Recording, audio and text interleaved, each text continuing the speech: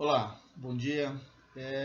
Eu sou Fábio Serrão, para quem não conhece, advogado, e estou fazendo esse vídeo aqui a pedido de alguns colegas, em especial a minha querida Ivani, lá de Carapicuíba, que estava buscando algumas informações a respeito legais, né? Informações de ordem jurídica com relação às fake news. Então, ela inicialmente pediu uma live e eu achei melhor a gente fazer uma coisa mais focada. Então, vamos falar um pouquinho aqui sobre os reflexos jurídicos da disseminação do trânsito de notícias sabidamente falsas, dos cuidados que é necessário ter para não se disseminar informações inverídicas e os reflexos disso. Então, o primeiro ponto nós vivemos hoje num ambiente muito misturado entre o dia a dia físico nosso e o nosso dia a dia virtual. É raríssimo hoje você encontrar uma pessoa que não tenha uma rede social que seja. Então, Facebook, Instagram, LinkedIn, Twitter, cada uma delas tem as suas particularidades, mas todas elas servem e servem muito bem aos propósitos de conexão, de estabelecimento de vínculos com pessoas, de disseminação rápida de informação, enfim.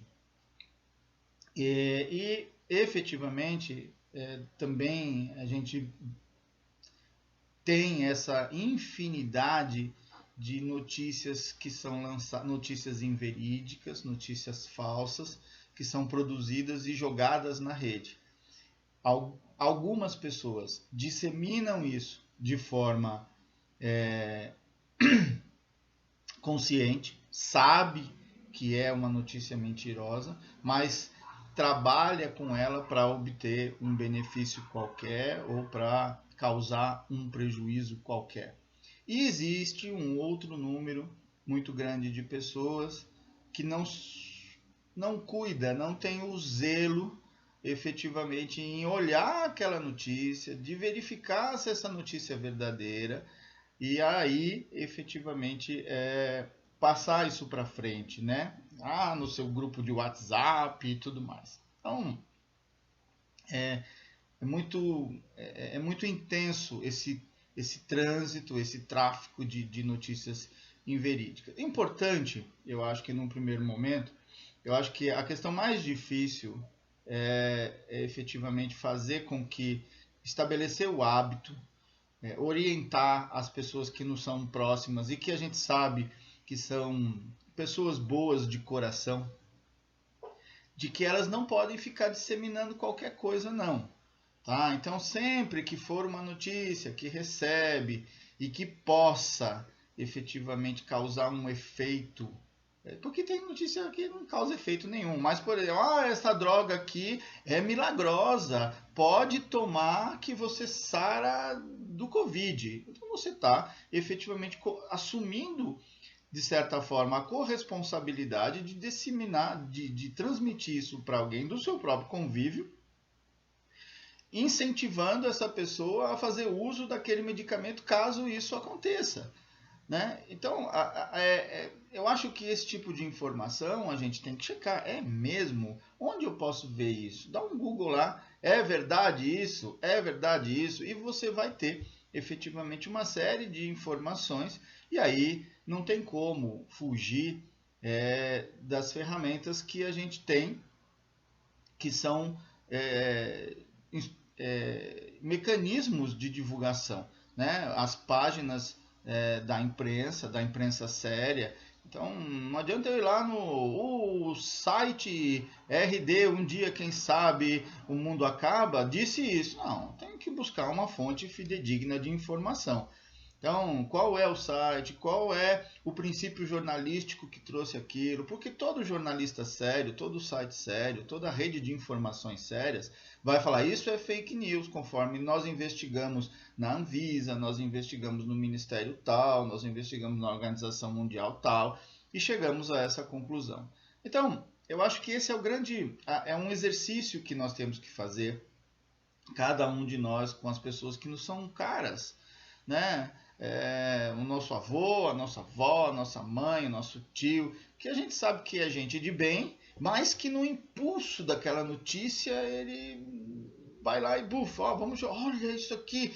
E não é bem assim, vai olhar primeiro. Então, dá um Google lá, dá um Google. Toda vez que vê alguma coisa milagrosa, alguma coisa que você acha que pode ser verdade e pode impactar, pode reverberar, pode fazer com que alguma pessoa faça aquilo ou divulgue aquilo e sem maiores cuidados, e isso pode pôr em risco alguém de alguma forma. Isso é importante ser checado. Então, não tem como.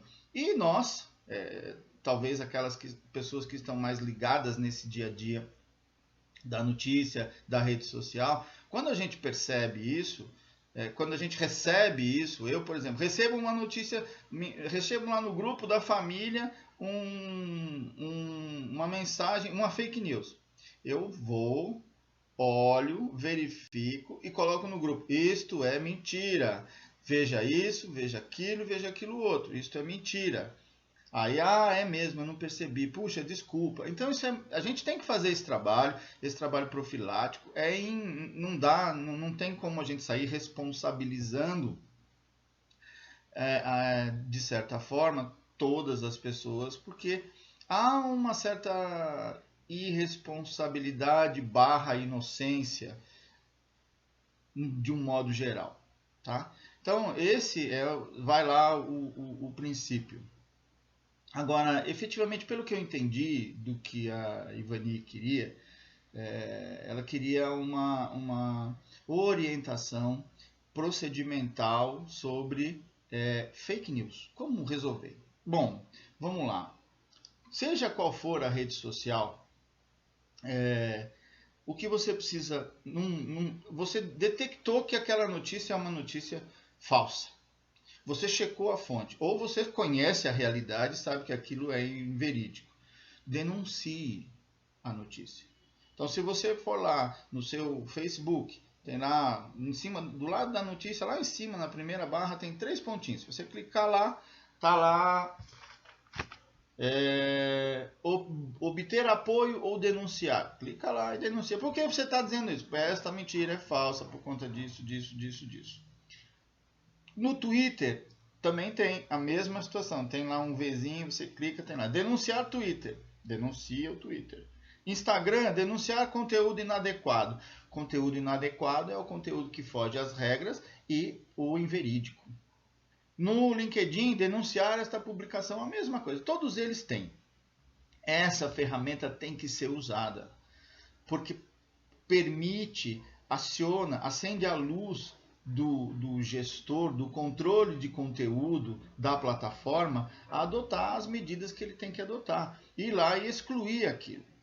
Tá? Mitigar o efeito disso. Então, detectei, em vez de entrar lá não só entrar lá por exemplo, um amigo meu postou um negócio absurdo, aí eu vou entrar lá e vou ficar batendo boca com ele que isso é verdade. Não, denuncia logo, isso aqui é mentira, buf. Isso aqui é fake news, isso aqui está aqui, mas cheque antes, né? Cheque antes. Verifique para você ter efetivamente respaldo nisso. Certo? Então essa é a primeira medida, vamos dizer assim, de ordem administrativa que a gente tem que tomar.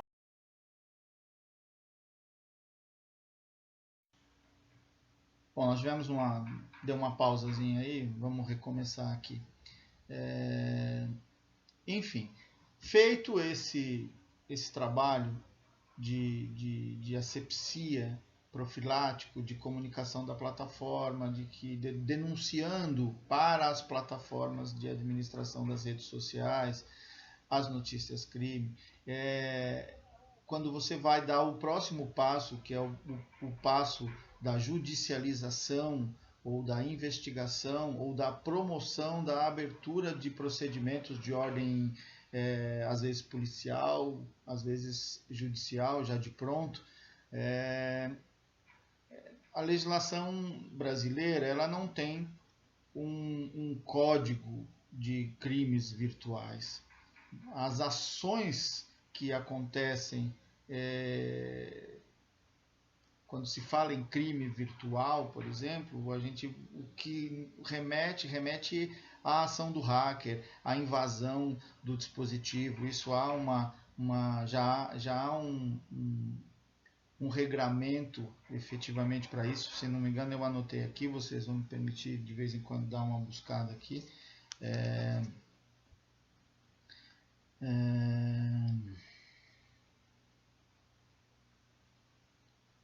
Que é o artigo 154A do Código Penal, né? Então ele já é A porque ele foi inserido, já é reflexo de uma alteração legal, que é a invasão de dispositivo informático. Invadir dispositivo. Então esse é um crime de ordem virtual. Ele entra lá, ele obtém dados de forma não autorizada, de forma criminosa, e aí tem todos os reflexos, se divulga, se não divulga, quem é responsável ou não. Não é o foco fake news. Fake news é a construção de uma mentira, é a divulgação de uma mentira com um determinado propósito. Tá? Via de regra, é um crime de ordem personalíssima, ou seja, é um crime que ataca a honra de alguém. Calúnia, difamação e injúria. Tá? Então, é criada uma notícia para disseminar, para que aquilo afete ou tenha um reflexo no sentido de atacar alguém, desconstruir o legado de alguém, criar um sentimento contrário à verdade em cima da ação. Né? Então, vamos trabalhar isso o crime é um crime contra a honra. Então, detectado isso, tem que ser feito a prova disso, faz o print lá do negócio e a ação é uma ação de ordem policial ou efetivamente de ordem judicial direto, né? São crimes que são crimes de ação penal privada, às vezes ação penal privada condicionada à representação e outros, dependendo de quem é a vítima, até ação penal pública direto. Esses são os crimes mais básicos que a gente vê, são essas três vinculações. Os crimes contra a honra, são crimes que têm medidas detentivas, penas detentivas, então não são crimes que têm uma imputação de restrição corporal muito grande, são crimes que a gente pode até falar que são de menor potencial ofensivo, mas tem algumas particularidades de agravantes. Eu selecionei aqui o 138, 139, 140 no Código Penal. Tem o artigo 131, fala das agravantes, que ser cometido contra presidente da República ou chefe de governo estrangeiro, ou seja, uma calúnia rogada contra o Bolsonaro, por exemplo, que é o atual presidente da República, efetivamente tem um agravante, vai ser a pena prevista no 138, no 139 ou no 140, agravado de um percentual de pena por conta da figura dele ou de qualquer outro chefe de Estado. E aí a gente pode colocar o Maduro, o Macron, a Angela Merkel, e, enfim, o presidente da China lá, enfim. Esse é o inciso 1. O inciso 2, contra funcionário público em razão das suas funções. O terceiro, que é o que afeta mais aqui, a questão da fake news, ou seja, a situação agravante de você cometer o crime, a calúnia, a difamação, a injúria, na presença de várias pessoas ou por meio que facilite a divulgação da calúnia, difamação e injúria. Rede social, WhatsApp, isso é um meio que... Então, assim, verificada a fake news que caracteriza um crime contra a honra, já entra na condição agravada, porque foi feito por um meio que facilita a divulgação. Há algumas observações a serem feitas. por exemplo, a calúnia, a difamação e a injúria também são crimes eleitorais quando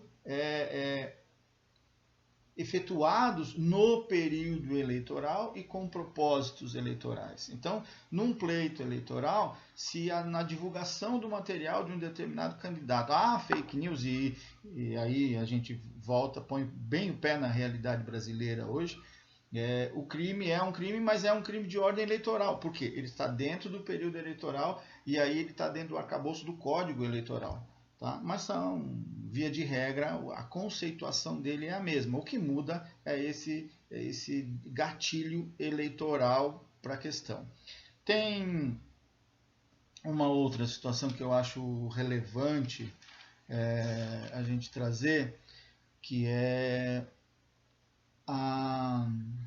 às vezes a fake news. Por exemplo, vamos tratar aqui o que a gente de vez em quando ouve falar, o inquérito das fake news, o inquérito das fake news. Existe efetivamente, parece que existe uma apuração de ordem federal para apurar a criação de fake news, de notícias falsas. Mas aí ele não é só assim, quem que está sendo lesado, qual é o crime contra a honra, ou aquele, enfim, quem é que foi difamado, quem foi caluniado, quem foi injuriado. O artigo 288 do Código Penal, ele trata da associação criminosa. Então, você ter 3 pessoas ou mais para fim específico de cometer crime, tá? Então, se eu estou efetivamente pelo que eu entendo e pelo que eu pude perceber, o que o inquérito apura é exatamente isso. É a existência de uma organização, de uma associação criminosa com o propósito específico de produzir notícias falsas para gerar efeitos, sejam de ordem eleitoral, sejam de ordem seja um crime para atacar ou para fazer valer um determinado posicionamento ou para desconstruir situações verídicas. Então, que em cima disso favorecer um procedimento, um pensamento, uma ação administrativa, um modelo de governo, sei lá, é isto que efetivamente se apura lá. Então, a associação criminosa para a produção de fake news. Nós temos... e aí você tem a notícia que pode efetivamente derivar de uma série de outros reflexos. Por exemplo, a incitação ao crime. Então eu tenho uma fake news, né, que incita a violência. A violência é um crime, a lesão corporal é um crime. Então eu faço uma fake news em que eu incito a violência, eu crio uma fake news e incito, com base nela, levo a crer, dou razão à instauração de procedimentos de ordem administrativa, penal, que aí efetivamente a gente está entrando na seara da denunciação caluniosa. Então o leque ele é muito grande, gente. Então o que a gente precisa entender é analisar matéria por matéria, conteúdo por conteúdo e extrair dele qual é efetivamente o dano e o reflexo que ele traz. De ordem penal, ou seja, alguém cometeu um crime fazendo aquilo? Sim. Alguém está atacando a integridade de alguém? Alguém está incitando a prática de crimes? Apologia ao crime ou criminoso? Então, esta fake news, ela foi feita por um grupo ou não? É uma associação criminosa, não é? Mas ela faz a apologia ao crime ou faz apologia a um criminoso? Então, isto efetivamente são dispositivos penais que a gente vai ter que analisar, destrinchar, dissecar aquela notícia e aí atribuir esta notícia causa este efeito e este efeito. De ordem penal, caracteriza a imputação ou a prática dos crimes previstos no artigo tal, e o procedimento é um procedimento criminal. Há, no entanto, os reflexos de ordem civil. Tá? Então, por exemplo, uma notícia que afete os meus negócios, criminosa, uma notícia que abale a honra minha, a moral, uma notícia que criminosa resvale ou traga consequências de ordem psicológica a filhos, a parentes. Isso tudo são situações que a gente vai tratar também na esfera do direito reparatório, do direito civil. Então, não é muito simples, a gente tem que olhar caso por caso, não há fórmula pronta, cada notícia tem um efeito colateral, cada notícia tem um efeito direto e colateral, não só colateral, né? Em cima de quem é efetivamente afetado, de quem está ao redor do afetado, do propósito que é feito, da forma com que foi produzida. Então, basicamente é isso. Então, o que a gente tem que tratar? Tem que tratar de forma administrativa. Primeiro, tem que tratar de forma educativa com quem nos é próximo. Depois, a gente tem que passar por um processo administrativo junto às plataformas e aos meios de divulgação, inclusive o WhatsApp. E por terceiro, por fim, a gente tem que analisar sobre o aspecto judicial e aí reportando ou derivando dessa avaliação procedimentos de ordem penal, civil, eleitoral e tudo mais. Tá? Deixa eu ver se deixei passar algo aqui. Não. Né? Então, a apologia ao crime, incitação ao crime, crimes de resultado, por exemplo, uma coisa bem básica.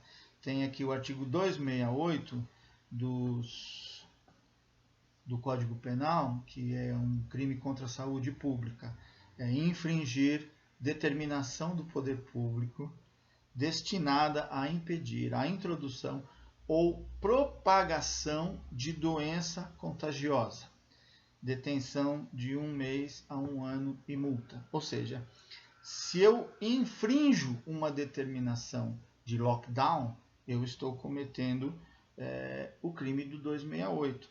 Se eu promovo isso, eu estou fazendo apologia ao crime. Ou seja, se eu promovo o desrespeito ao lockdown, ou verbalizando, ou utilizando a minha rede social, a influência midiática que eu tenho, para demonstrar que eu não respeito aquele ato, eu estou fazendo apologia ao crime. Por quê? Porque existe um crime previsto. Né? Então, se a gente for utilizar, se as pessoas que cometem determinados crimes hoje, que a gente vê diariamente, caíssem na vala comum, teria dezenas de procedimentos diários sendo abertos. Mas é isso. Então, às vezes não é só a fake news. Né? Por exemplo, eu acho que é importante